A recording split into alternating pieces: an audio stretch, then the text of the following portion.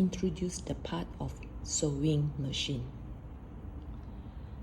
Bobbin winder,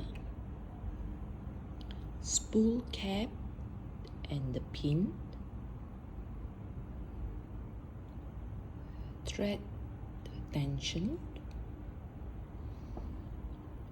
reverse stitch button, needle position, sewing speed controller, the thread channel and the lever just right inside the channel, needle bar thread guide, which is a small tiny little bar over here, presser foot lever, to control the presser foot. Bobbin is right inside here. Can you see the bobbin? With the white thread and the bobbin cover, right?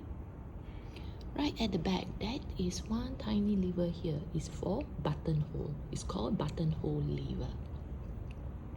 And this is a computerized sewing machine. There will be a needle threader lever, okay, to thread the needle by using the lever.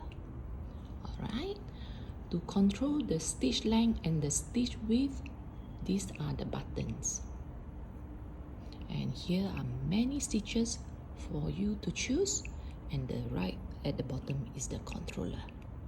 And the hand wheel is right at the back, and the switch is just right at the back here.